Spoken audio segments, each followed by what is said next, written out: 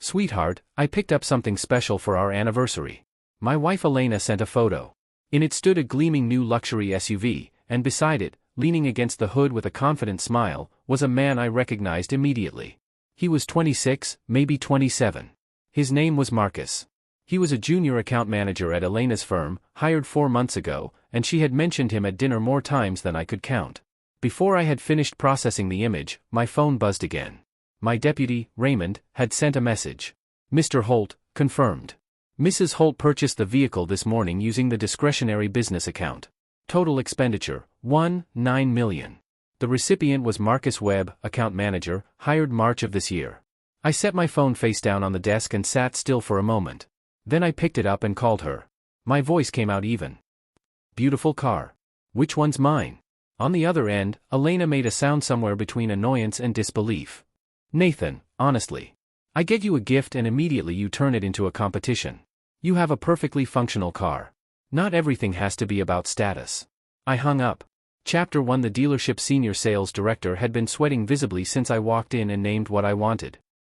Mr. Holt, just to confirm, the full configuration, top-tier spec.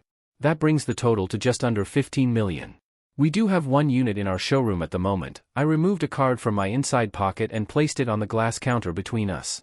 Charge it. And I have one requirement. He leaned forward with the urgency of a man whose commission had just tripled. I need to be driving this car and parked in front of my wife's office building within 90 minutes. Absolutely, Mr. Holt.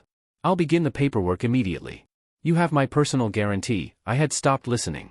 Through the floor-to-ceiling glass of the dealership lounge, I could see the street below. Elena's new purchase was still visible 2 blocks down, Marcus at the wheel, pulling smoothly into traffic. I watched it disappear. 40 minutes earlier I had been in the final stages of preparing for our 6th wedding anniversary. I had cut a 3-day overseas consultation short, told no one, arranged no reception, wanted the arrival itself to be the gesture. I'd come directly to this dealership, the one she had mentioned 6 months ago while pointing at a feature spread in a lifestyle magazine, saying she'd always wanted to see the interior in person. I had planned to let her choose. Instead, standing on the mezzanine level with a cup of untouched coffee, I had watched my wife walk out of the very same dealership on the arm of a man young enough to be her junior colleague, which he was, while the lobby manager called after them with practiced warmth. The car was registered. The keys were handed over. Marcus had climbed into the driver's seat with the ease of someone who had been expecting this. Elena had watched him with an expression I recognized from our early years. Warm. Absorbed. A little proud. She had never looked at me that way in recent memory. Raymond's message arrived 3 minutes later and confirmed what I had already understood. I sat alone in the VIP lounge with the untouched coffee and thought about how long I had been building something I apparently wasn't living inside. Chapter 2. Elena's company occupied the top 4 floors of a landmark building in the financial district. The address was mine. I had identified the property, negotiated the lease, and signed the guarantee using personal funds before the company had the cash flow to support it. The building had become, over time, entirely associated with her name. The car I arrived in drew attention from the street level upward. The security team at the entrance knew my face. They also knew the 12-year-old sedan I had been driving since before the company went public.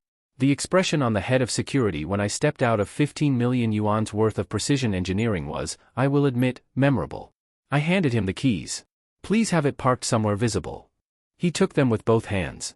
Inside, Elena's annual product showcase was entering its final segment. The hall was full, industry press, investors, a scattering of competitors pretending not to be there. Elena was on the elevated stage in a cream blazer, composed and fluent, drawing applause with practiced ease. I had attended enough of these to know every beat. The modulated confidence. The strategic pause before a reveal. The way she angled slightly toward the cameras when she wanted the photo to land a certain way. I had coached her through the first 3 of these events myself, quietly, from a hotel room 2 floors above the venue.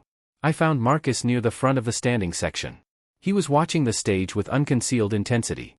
I moved along the outer row and took the vacant seat beside him. He registered my presence half a second later. The color left his face in a single wave. Mr. Holt, Marcus.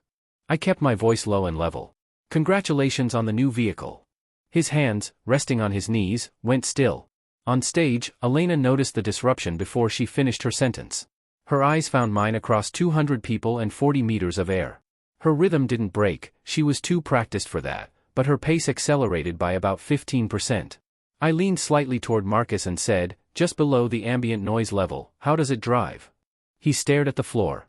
He did not answer. I stood up and walked toward the stage. Chapter 3. The hall quieted the moment I stepped onto the platform.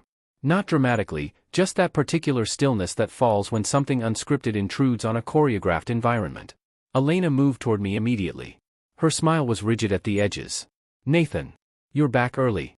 I didn't know you were coming. She reached for my arm. I stepped sideways without hurry and accepted the host's microphone. A sound check. Then, good afternoon. My name is Nathan Holt. For those who don't know me, I'm Elena's husband. The stillness deepened. Elena's hand found my sleeve. Her grip was tight. Nathan, please. This isn't the time or place. Which home should I go to? Ours, or the apartment you're paying for? Her grip stopped. If you prefer I not mention certain things here. I looked at her steadily, then perhaps we should have discussed them before now. I turned back to the room. The cameras had not stopped. The journalists hadn't moved. They recognized the particular gravity of a moment that would not repeat. I'll be brief. Today is the 6th anniversary of our marriage. This morning, my wife used our jointly held business account to purchase a vehicle worth 1.9 million yuan as a gift for a junior employee. She then sent me a photograph of it, captioned as my anniversary present. I retrieved my phone and forwarded the image to the AV technician I had spoken to on my way in. It appeared on the display screen behind me, Marcus, keys in hand, leaning against the hood with a smile that communicated exactly what it communicated. The hall erupted in overlapping voices. Journalists raised their hands. Cameras clicked in continuous bursts. Elena stood 3 feet away from me, very still, the color completely gone from her face. I want to say something to everyone here who has worked with Elena, invested alongside her, or admired what this company represents. My voice carried without effort. Everything this company is, the patents, the capital relationships, the first investor who came in when this was still a concept on a whiteboard, those things did not come from talent alone. They came from an arrangement in which I made myself invisible so that she could be visible. I believed that was a form of love. I set the microphone down. I was mistaken. I walked off the stage. Chapter 4. She called before I reached the lobby. I let it ring. She called again from a different number 10 minutes later. I answered. What you just did, her voice was shaking. Not with grief. With rage. Do you have any idea what you just destroyed? Years of work. My reputation. The company's stock will drop, I said. Yes. I've factored that in. You can't just, Nathan, this is my life, it was mine too. A pause. Then, lower, the shift I had been expecting. We can talk about this. Come home. Whatever you think happened, we can. I know what happened, Elena. I saw it myself. Raymond confirmed the transaction. You sent me the photo. Silence. You really want to do this? Her voice sharpened again. Fine. The company is in my name.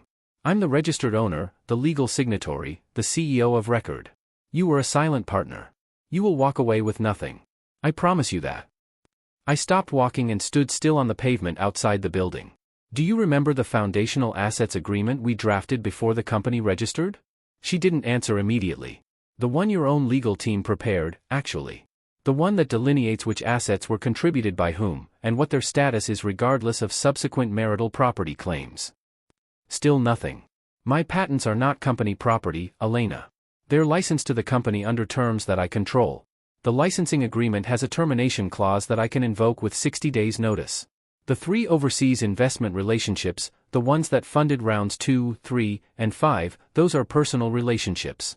They invested in me. If I move those relationships, the company loses its primary capital pipeline. I paused. And the property. The office building. The lease guarantee is mine.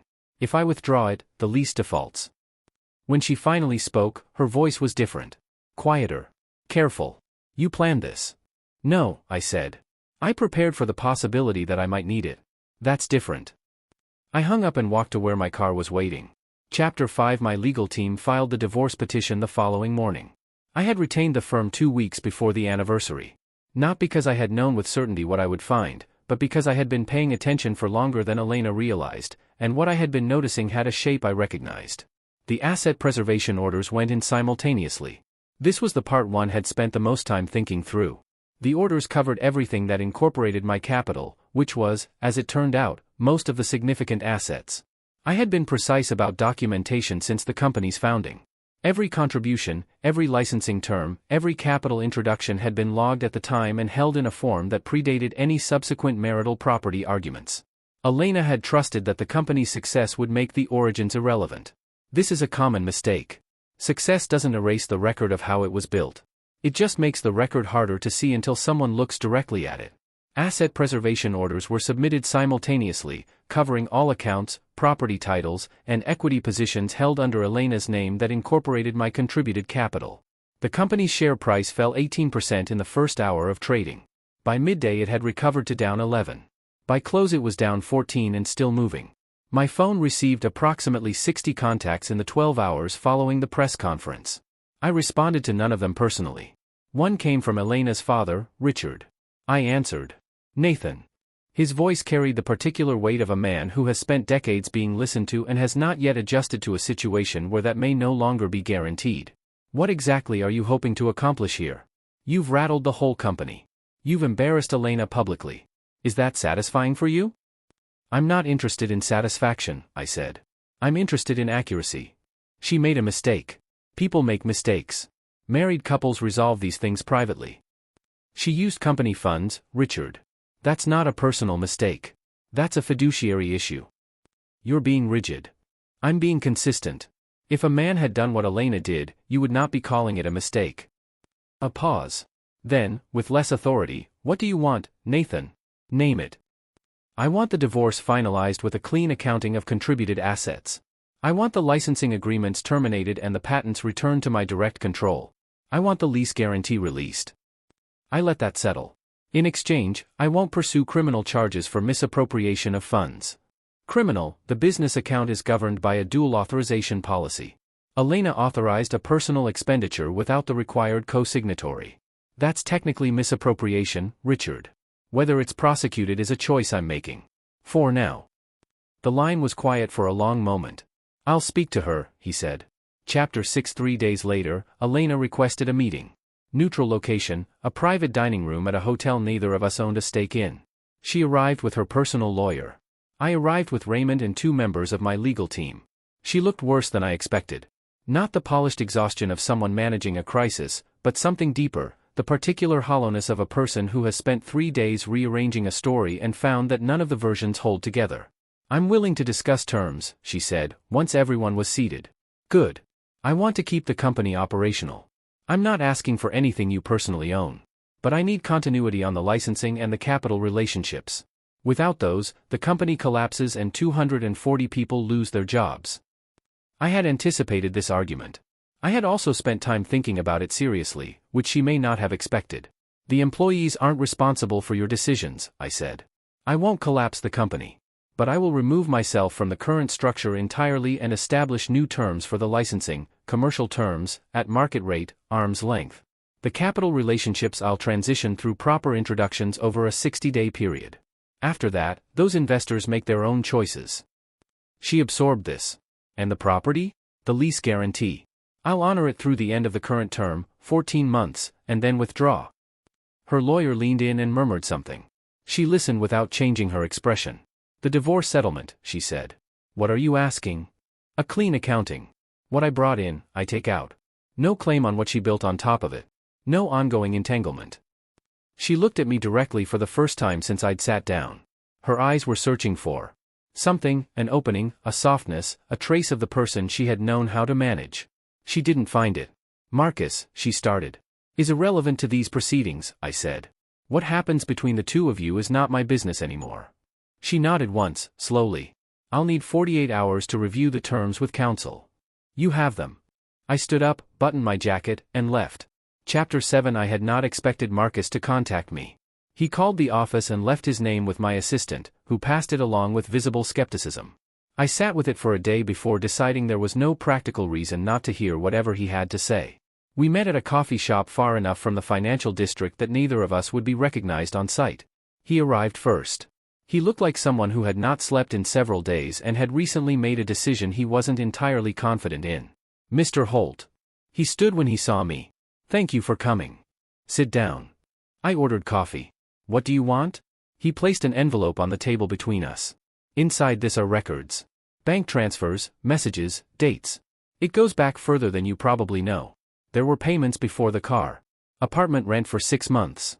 A significant cash transfer to his family. I looked at the envelope without touching it.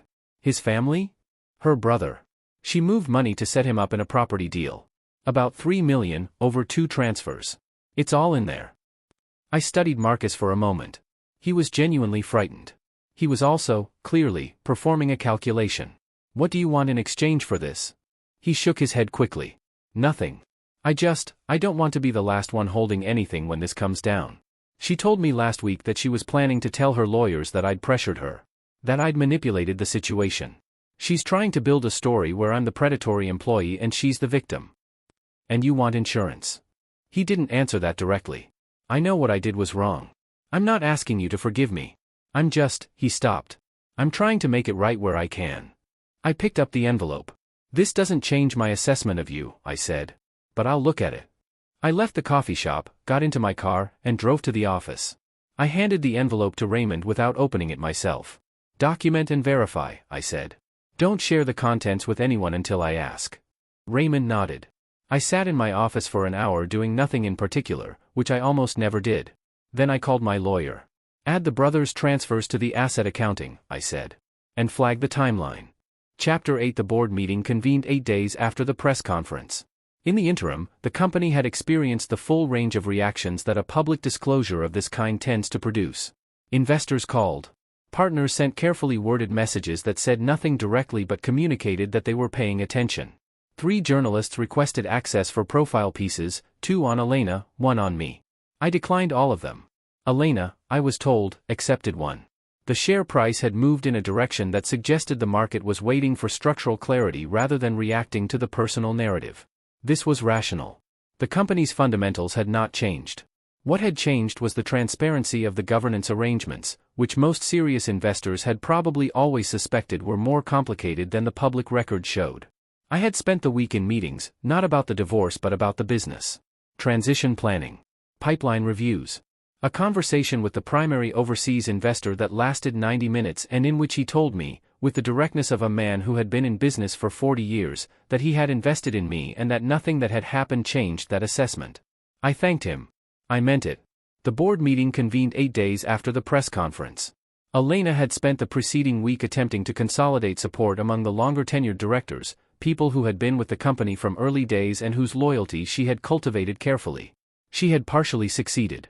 When I walked into the boardroom, I counted 6 people whose body language indicated they had been briefed and aligned in advance. The remaining 7 looked tired and neutral in the way of people who want the correct outcome and are waiting to see what it is. Elena was already seated at the head of the table. She looked composed, more composed than I'd seen her in the past week.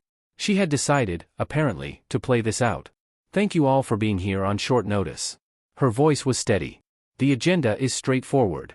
Given the reputational disruption to the company caused by recent public statements, she didn't look at me. The board should consider whether current leadership arrangements best serve the company's continuity.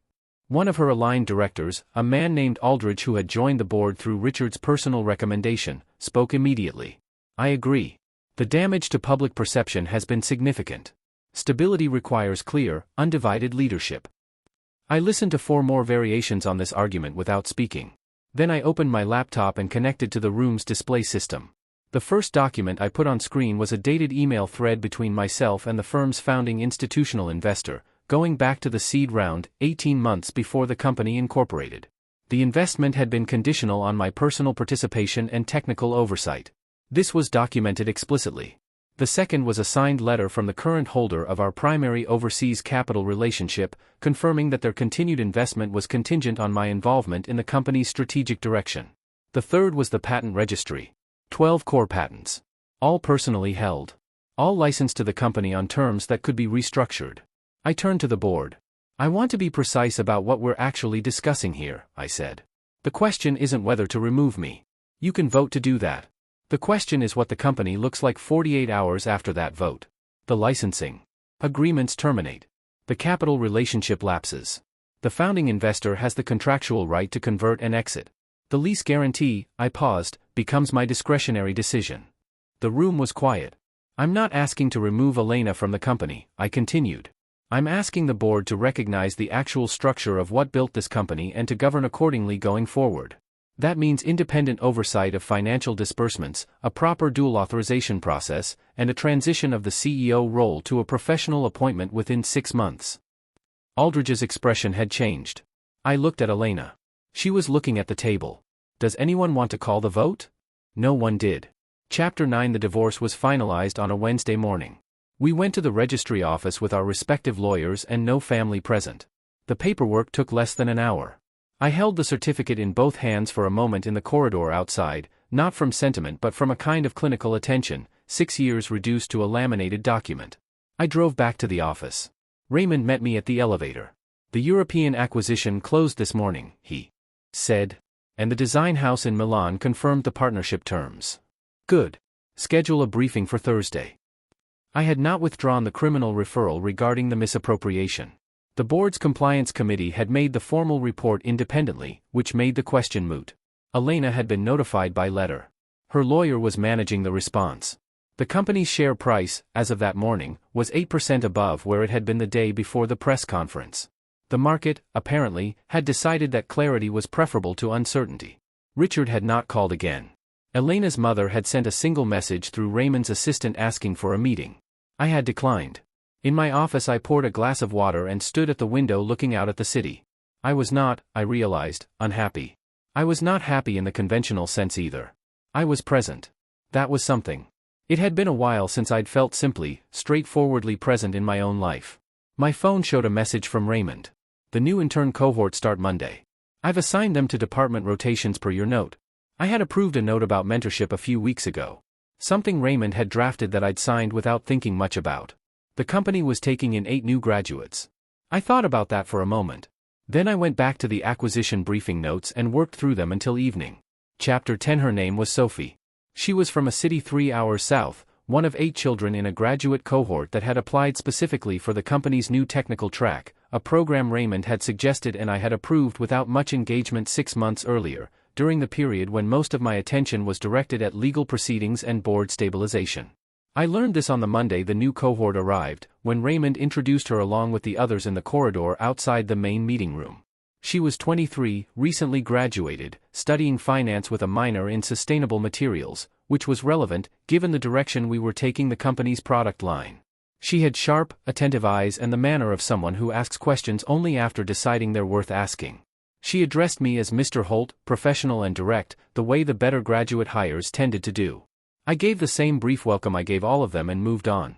I did not think about her again for 2 weeks. Then she submitted a memo. It was unsolicited, which was unusual. It was addressed to Raymond, not to me, which suggested she'd understood the appropriate channel. It was 3 pages long and concerned a redundancy she'd identified in the licensing cost structure for 2 of our production partners, a structural inefficiency that had existed, apparently, for 4 years without anyone flagging it. She was correct. The redundancy was real. The potential saving was not trivial. Raymond brought it to me with a look that communicated both mild amusement and genuine respect. How long has she been here? I asked. 11 days. I asked Raymond to set up a working session with her team. I attended the first 15 minutes and then left them to run it. The following week I passed her in the corridor and mentioned briefly that the memo had been useful. She said thank you and asked a follow-up question about whether the same logic applied to a different partner arrangement. It did. She had already thought it through. I said so. She didn't appear overly pleased with herself, which I appreciated. Chapter 11. The gossip started, I was told by Raymond, in the 3rd week. He told me because he considered it his job to tell me things before they became problems, which was one of the reasons I had kept him close for 7 years. Some of the longer-tenured staff are saying she's positioning herself, he said. That the memo was strategic. That she's been watching your schedule. Has she been watching my schedule?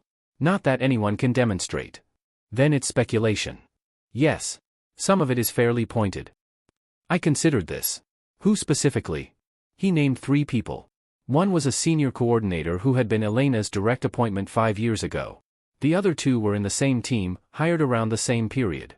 Invite them to HR individually, I said. Standard conduct review on the grounds of creating a hostile work environment. If they can substantiate the claims with evidence, we'll take it seriously. If they can't, they should understand that professional standards apply to how they speak about colleagues regardless of seniority. Raymond nodded. And don't tell Sophie, I added. She already knows, Raymond said. She came to me herself. She apologized for causing disruption. I was quiet for a moment. She apologized. Her words were, I'm sorry this has created a problem for the company and for Mr. Holt. I stood up from my desk. Tell her to come in. She knocked once, entered, and stood just inside the door with the posture of someone who had prepared for a difficult conversation and was not going to be theatrical about it. Sit down, I said. I remained standing, which wasn't deliberate. You shouldn't be apologizing. She sat. I contributed to the situation by doing good work and being noticed for it. That's not something you apologize for. I moved to the window. The people involved have been spoken to. The matter is being handled through appropriate channels. She was quiet for a moment. Then, the coordinator, Ms. Fletcher, she was close to Elena, wasn't she? It was a perceptive question. That's not something I can discuss with you directly. I understand. A pause. Mr. Holt, I want to be honest with you. I sent that memo because I thought it was useful. Not for any other reason. I turned from the window. I know, I said. She looked at me directly. Not with the practiced warmth of someone managing an impression, with the simple steadiness of someone saying a true thing and waiting to see how it lands. Thank you, she said, and stood. Sophie. She stopped. The follow-up analysis on the second partner arrangement. If you've completed it, bring it to Thursday's briefing. A brief, genuine smile. It's done. She left. I stood at the window for a while after she'd gone. Chapter 12 months passed. There is a particular quality to a period in your life when the acute phase of a crisis has resolved and the rebuilding has genuinely begun. It doesn't announce itself. You simply notice, at some point, that you are thinking about the future rather than the recent past, that your mental energy is going toward what comes next rather than processing what happened. I noticed this sometime in the third month after the divorce was finalized. I was reviewing a design brief for the new product line and I realized I had been fully present in the work for 3 consecutive hours, which had not been possible in the months before. I noted it as a fact and moved on. The company moved through them with the momentum of an organization that had resolved its structural uncertainty and was now building on solid ground.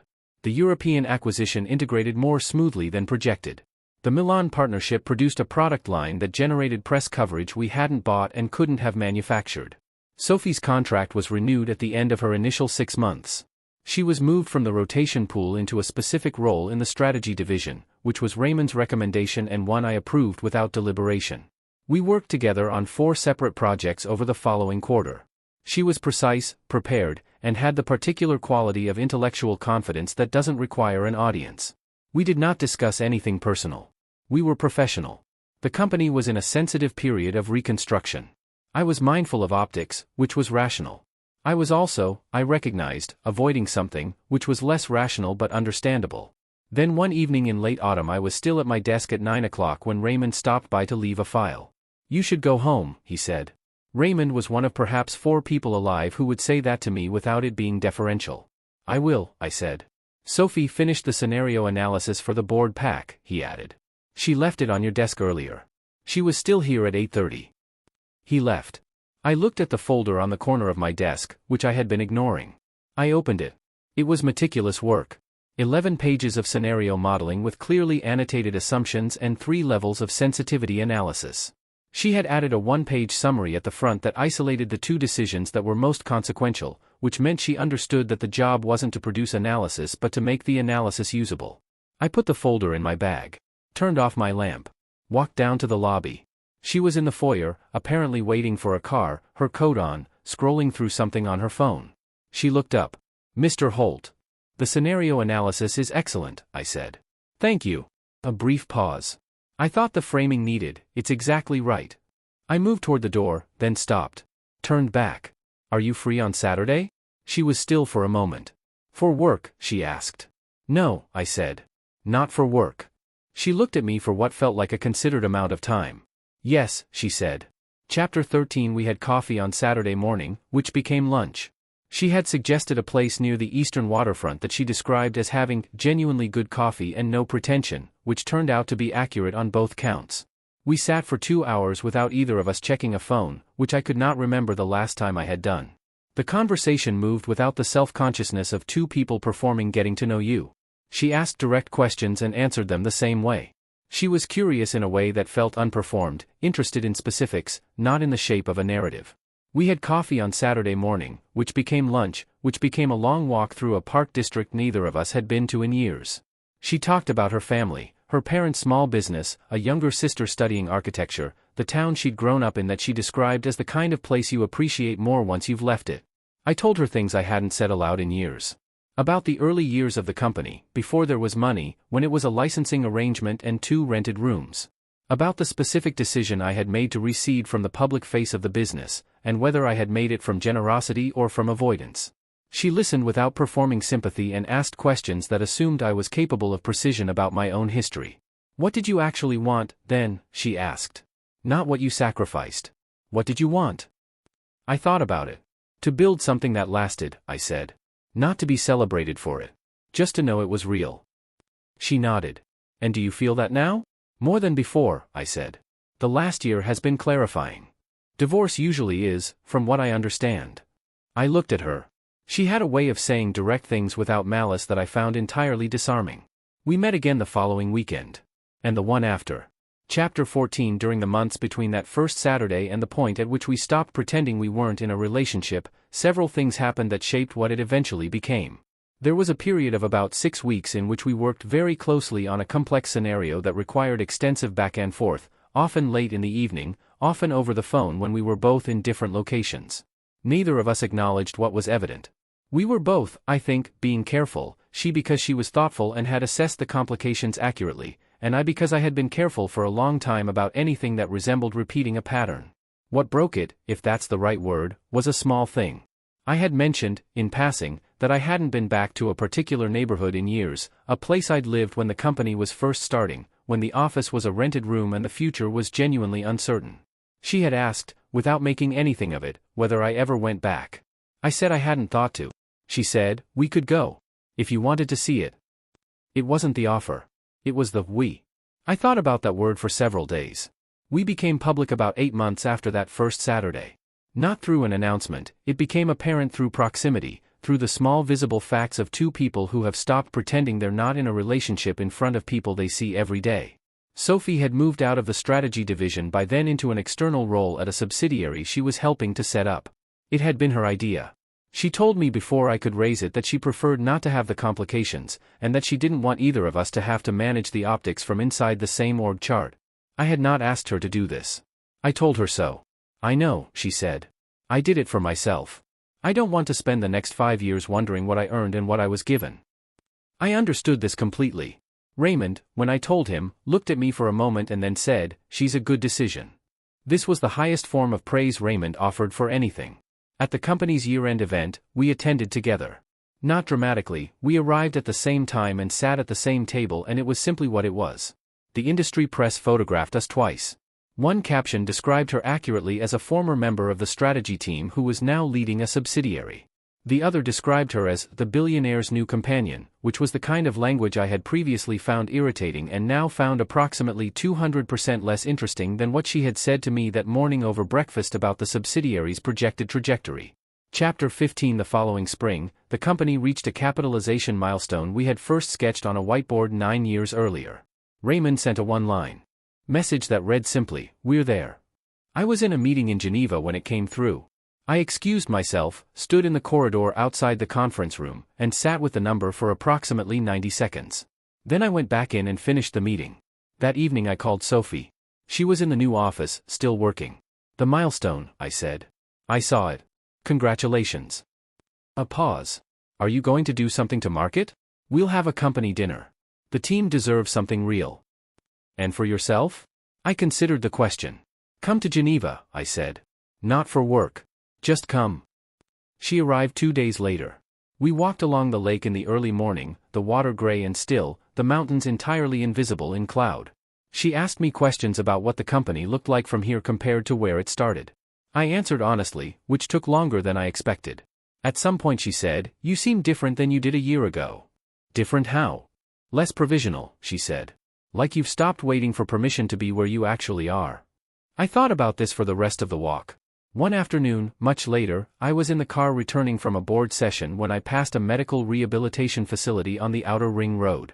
I did not know, consciously, that Elena was there.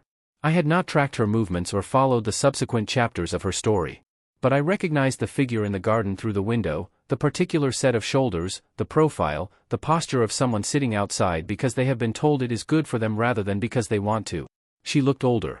The sharp clarity that had always defined her face had softened into something less certain. Our eyes didn't meet. I don't think she saw me. I looked for a moment longer than I needed to, and then I looked away. There was nothing left there that belonged to me. Whatever we had built together, and we had built things, real things, that I could not and would not pretend otherwise, had become exactly what it was without the story we'd tried to place around it. I had contributed. I had also been willing, for too long, to disappear. Both things were true. Neither needed to be the whole story anymore. Sophie was meeting me for dinner. She had found a restaurant near the office that she had been describing with specific enthusiasm for 2 weeks, which meant she had been thinking about it, which meant she was looking forward to the evening, which meant something to me that I could feel clearly without needing to name. I asked the driver to take a slightly different route. Not for any reason. Just because I felt like arriving from a different direction. The city moved past the window in the particular way it does in the early evening, unhurried, layered, indifferent to what any individual person inside it is thinking. It was a good city to be building something in. I thought sometimes about what I would tell a younger version of myself, if that were possible. The version who had made the initial decision to step back and let someone else carry the visible weight of something I had built. Whether that had been generosity or avoidance was a question I had not fully resolved. Perhaps both. Perhaps neither was the right frame. What I had learned, in the aftermath of everything, was something simpler. Not a lesson about betrayal or ambition or the particular volatility of people who need to be admired. Something smaller. You can build something real and also fail to inhabit it properly. You can contribute everything necessary and still manage to be absent from your own life. The presence that matters isn't just what you put in. It's where you actually are. Sophie was meeting me for dinner. She had sent a message an hour ago with the name of the restaurant and the note, "I already confirmed the reservation. Just show up." Which was, I had come to understand, one of her particular ways of saying that she had been looking forward to this, which was a way of saying something else that she expressed more directly on other occasions. I was still building. That was enough. That was, in fact, exactly enough.